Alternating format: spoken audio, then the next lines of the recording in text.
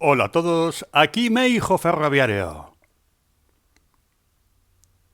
Saludos cordiales. Bienvenidos todos a Trenes de Mercancías y sorpresas.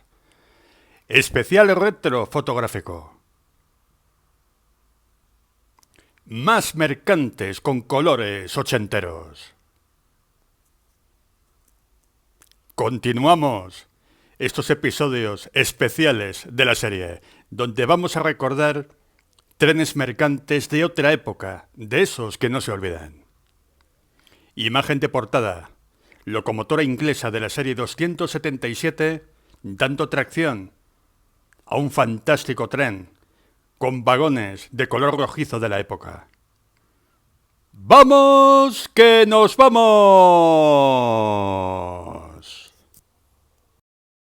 Las locomotoras de la serie 251 rápidamente se utilizaron para los trenes de mercancías más pesados que había en la zona de Asturias y de León. En un principio dieron tracción a algunos trenes de viajeros, pero en pocos años, desde 1982, en que empezaron a funcionar estas locomotoras, a los pocos años empezaron a tener un servicio exclusivo para trenes de mercancías, al ser locomotoras que durante un tiempo fueron las más potentes del parque de Renfe. Daban tracción a muchos tipos de trenes, pero se especializaron con el tiempo en dar tracción a trenes de tipo siderúrgico, trenes que venían de las instalaciones y de los altos hornos de Asturias. Y de una japonesa a otra japonesa. Las locomotoras de la serie 289 Bitensión, a partir de mediados de los 80 ampliaron su radio de acción y se las podía ver hasta Zaragoza y a sitios muy lejanos de su depósito de Miranda de Ebro. Aquí vemos a una Bitensión, a una 289 dando tracción a un tren de cisternas. Unas locomotoras muy polivalentes y que a finales de los 80 y principios de los 90 se las podía ver prácticamente en cualquier punto de la red electrificada de Renfe, sobre todo en la mitad norte peninsular. Las japonesas de tipo bitensión no fueron solamente una locomotora de transición, fueron mucho más que eso y tuvieron una vida útil bastante larga y demostraron ser locomotoras universales y bastante fiables. Y nos vamos a la serie 278 de Renfe, una locomotora, una serie de locomotoras que estuvo en servicio hasta principios de la década de los 90. Unas locomotoras que no fueron demasiado exitosas con trenes de viajeros en la década de los 50 y que paulatinamente se fueron dejando para trenes de mercancías, sobre todo en la mitad sur peninsular. Durante muchísimo tiempo estuvieron en el depósito de locomotoras de Alcázar de San Juan. Unas locomotoras que a grandes velocidades tenían sus problemas, pero que a bajas marchas, 80, 100, eran bastante resultonas para los trenes de mercancías. Otra imagen de una de las japonesas, otra japonesa bitensión realizando un tren con vagones de bordes máximos. Vagones que al principio, la primera serie, el primer lote, eran de tipo FAS, pero definitivamente luego se les terminó por denominar de tipo EALOS, los vagones de bogies de bordes máximos. Unos vagones muy utilizados para el transporte de madera, grava, piedra y en general para todo tipo de cosas, también para chatarra, incluso para bobinas de acero que se ponían dentro del vagón. Unos vagones bastante polivalentes y que llevaban poco tiempo en funcionamiento, ya que son unos vagones de la década de los años 70, que obedecían a los nuevos estándares del ferrocarril español, donde los trenes de mercancías ya podían cargar con más tonelaje. Otra foto de las míticas panchorgas de la serie 278.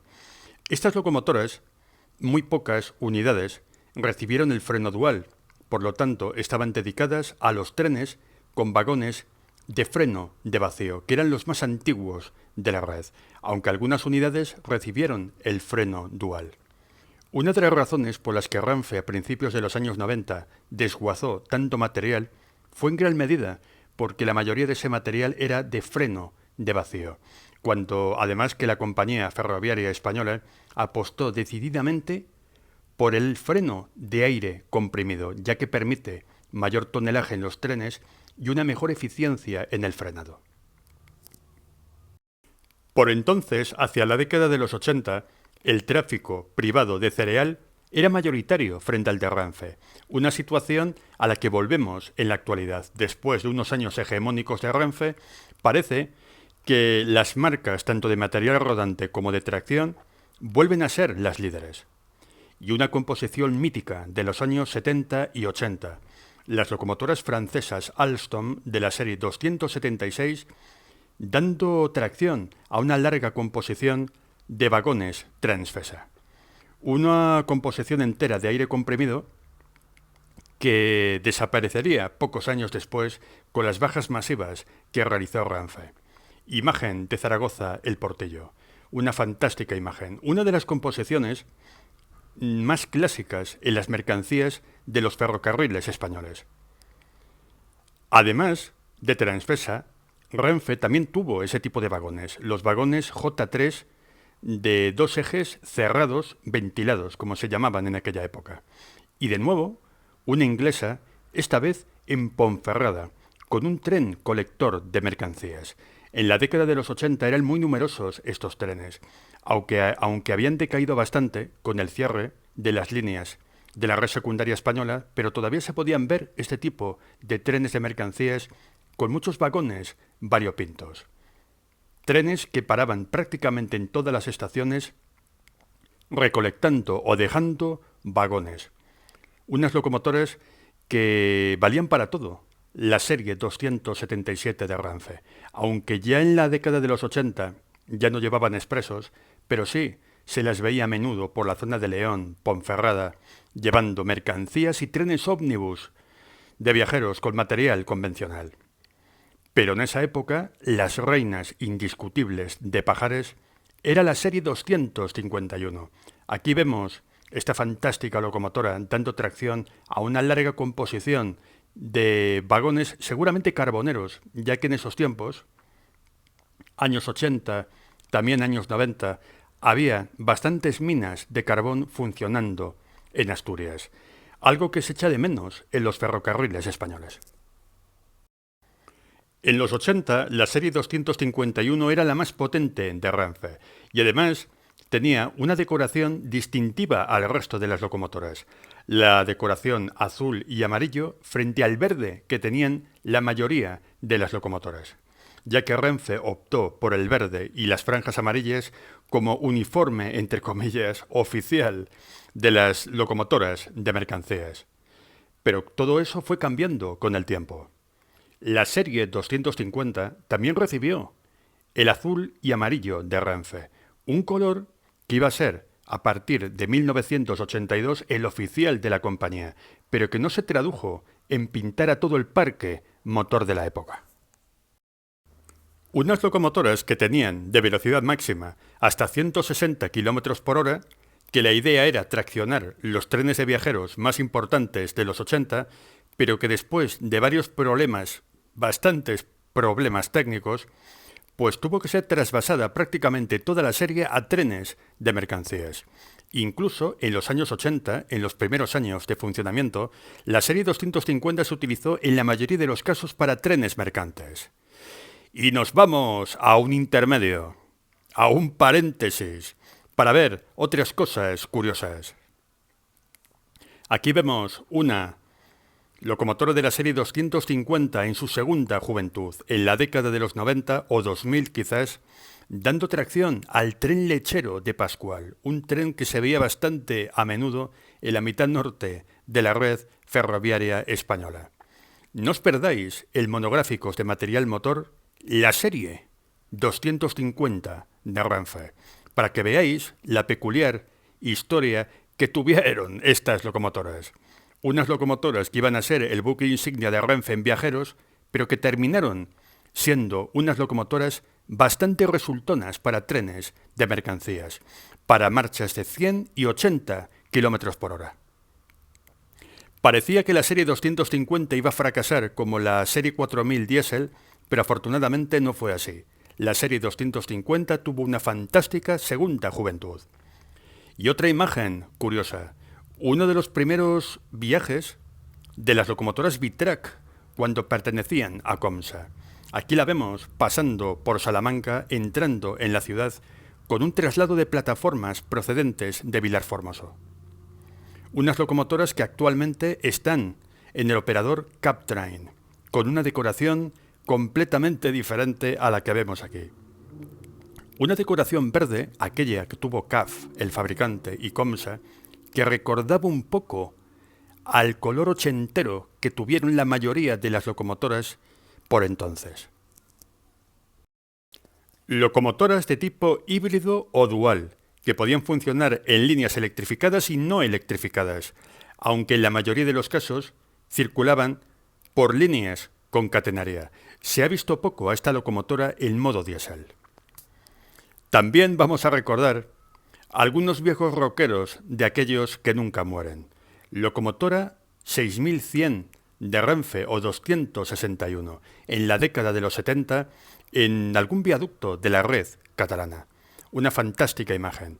Una de las locomotoras que fueron las reinas de Pajares en la década de los años 20, pero que tuvieron una larga vida útil y al final se las pudo ver haciendo trenes de obra y realizando otro tipo de servicios menores. Unas locomotoras de las más curiosas y bonitas de la antigua tracción eléctrica de la Compañía del Norte que luego pasó a Renfe. Y de las 6100 a las 7100. Aquí vemos una de las antiguas locomotoras a vapor también de la década de los años 20, esta vez en tensión de 1500 voltios. La anterior serie que hemos visto era de 3000. Aquí vemos un fantástico tren mercante de la década de los 50 y 60. Así eran los mercantes en la época de los 1500 voltios. Los vagones solían ser de tipo cerrado, cortos, unificados de tipo corto y de poco peso por eje.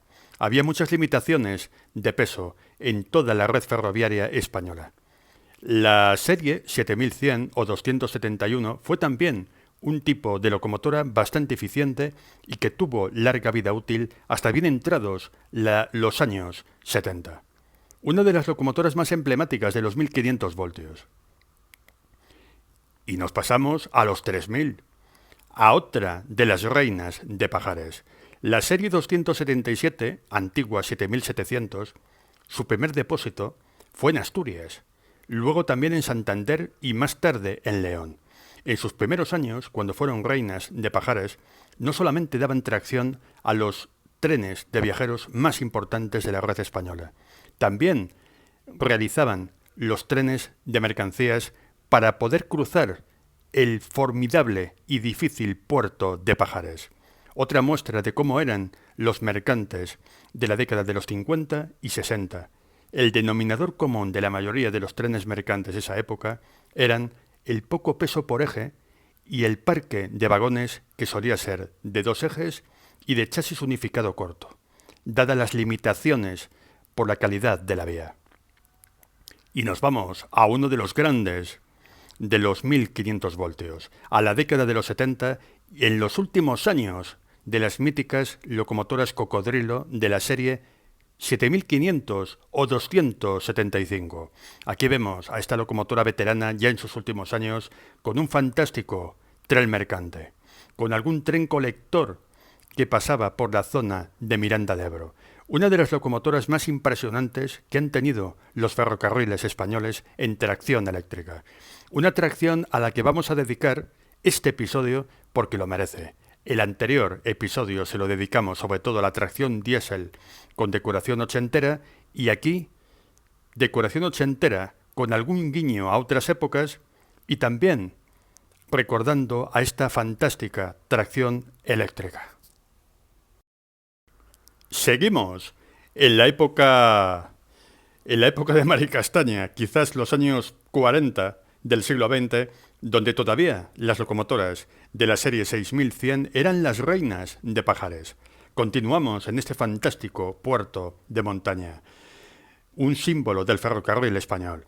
Todavía no habían llegado las locomotoras inglesas, estaban al llegar la serie 7700 y todavía estas pequeñas locomotoras se encargaban de la mayoría de los trenes mercantes, pero solamente para cruzar el puerto de Pajares, ya que solamente la zona del puerto era la electrificada. Durante bastante tiempo, Gijón y Oviedo no estuvieron electrificados para llegar al puerto.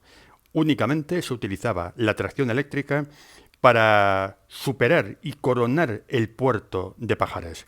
Eran habituales los cambios de tracción en esta zona de España. Y de un lugar duro a otro, también de los más duros de la red española.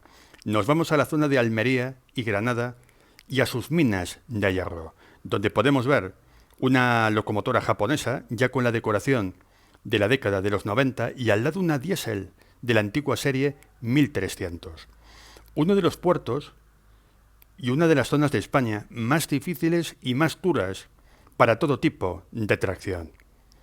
No os perdáis en monográficos de material motor los episodios dedicados a las locomotoras japonesas y también a la serie 313 diésel de Renfe, donde podemos ver una de las imágenes más espectaculares de los ferrocarriles españoles, las cuádruples tracciones de locomotoras Alco 1300 y también los pesados trenes de mercancías con tracción eléctrica.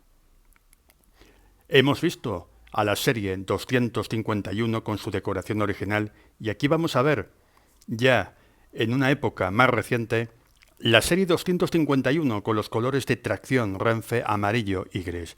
Unas locomotoras que si bien se especializaron en la tracción para trenes siderúrgicos, también lo hicieron con los grandes trenes de contenedores que empezaron a funcionar en la década de los 2000, cuando Renfe se decidió por apostar por trenes más largos, más pesados y sobre todo de transporte combinado, de contenedores para unir los grandes puertos de España. Imagen de venta de baños. Y de aquí, de este pueblo muy trenero, nos vamos entre Santurce y Bilbao, como dice la famosa canción. Aquí vemos una fantástica doble tracción de locomotoras de 1500 voltios, que se la solía ver mucho en la zona del País Vasco hasta la década de los años 70. Incluso una de ellas estuvo hasta bien entrado los años 80 realizando maniobras y algunos servicios menores hasta que el depósito de Olaveaga fue clausurado para 1500 voltios. Y después de un intermedio dedicado a flashes de otras épocas, volvemos a los colores ochenteros, volvemos al color vivo que hubo en los años 80, aunque también se pudo ver en otras décadas. En los 70 había colores iguales y también en los 90.